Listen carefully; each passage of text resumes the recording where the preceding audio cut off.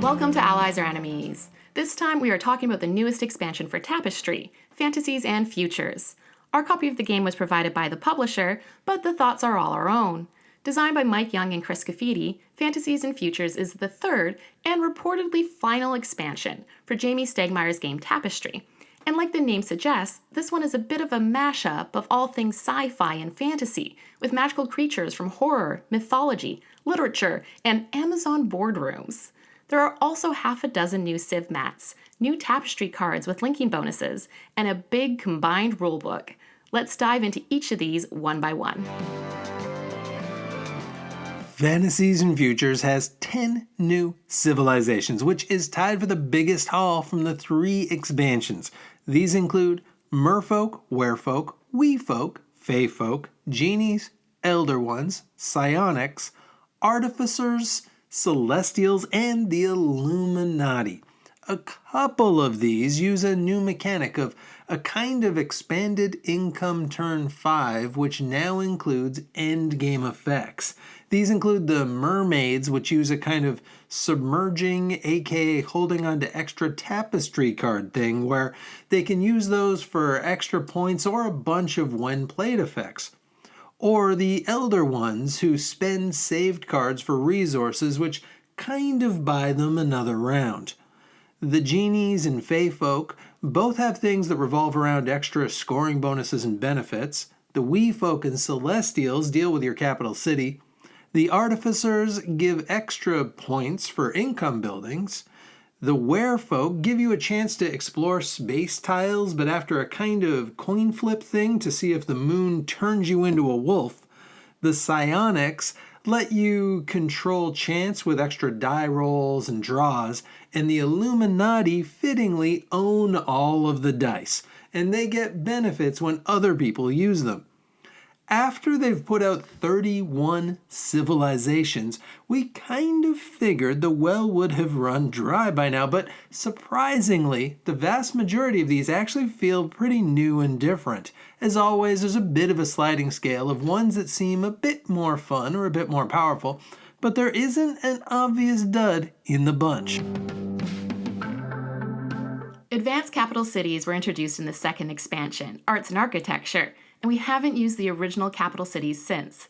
If you aren't familiar with them, they are basically just capital city boards with little twists on scoring or placement rules. So we were happy to double our options with half a dozen more. Like the civilizations, these are mostly myth and magic themed, with stuff like a netherworld map filled with imps, or a slightly squished city in a bottle, or a veil that thinly connects multiple pocket dimensions, or the quagmire with its grumpy-looking will-o'-the-wisps. Even the more real-world locations have a fantastical twist, with the polar map having magnetic field lines that replaces the quadrants, and a savanna filled with herds of the famously dangerous unicorn. Like the first 6, none of these seem to be huge game breakers, but all of them provide a bit of an extra layer to the puzzle of laying out your city buildings, and it's an addition we continue to welcome. This is where the kind of fresh new mechanic of the expansion comes in. In Plans and Ploys, it was the personal landmarks. In Arts and Architecture, it was the arts track and the advanced capitals. This time around, it's a little bit more subtle in the form of the aforementioned expansion of Income Turn 5 and Tapestry Card charm bonuses. Charm bonuses are basically just little extras that you gain when you play cards next to other cards. Once the card with a charm is adjacent to any other card, with a charm or not, it gets a bonus. These are mostly just small effects, like gain a resource or some points or a card, but they do sometimes interact with other cards and effects in interesting ways, and generally add a small layer to the game that gives just a little bit of a bonus with basically no extra rules overhead, and lets you stretch your advancing just a smidge further. The cards themselves are a solid mix, with a few that interact with bits introduced in the other expansions, a bunch that take advantage of the Income Turn 5 endgame mechanics, and a bunch of fun references like zombies, haunted houses, and the X-Men. There are also a handful of really fun Conquer Defense cards that provide extra charm bonuses with your defense powers, and really double down on those fun themes.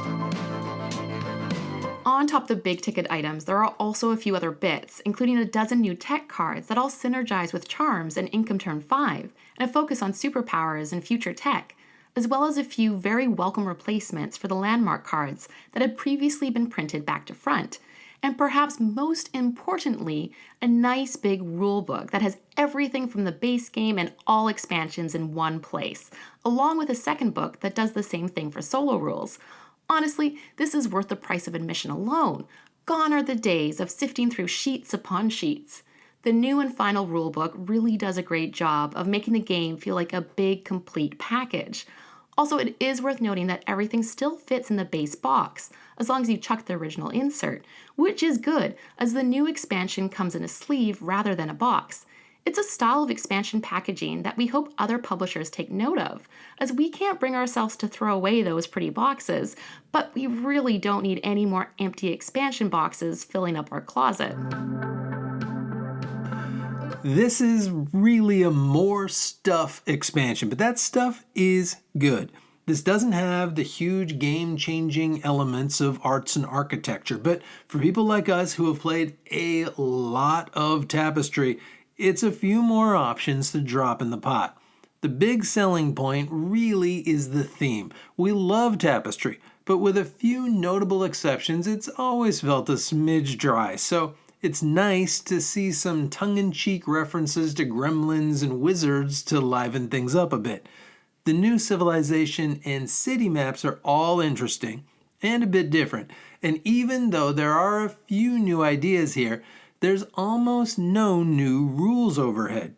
Keep in mind, Jess and I have a weird number of Tapestry plays under our belt, so if you only occasionally play Tapestry, you probably won't need this one for a little while. But if you're like us, and this game is a mainstay game for you, the new stuff is welcome, and it kind of wraps everything up with a fun little wink and a nice fat rulebook.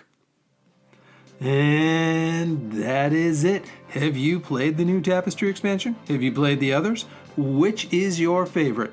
Let us know in the comments, and please like and subscribe. And hopefully, we will see you all next time for another game.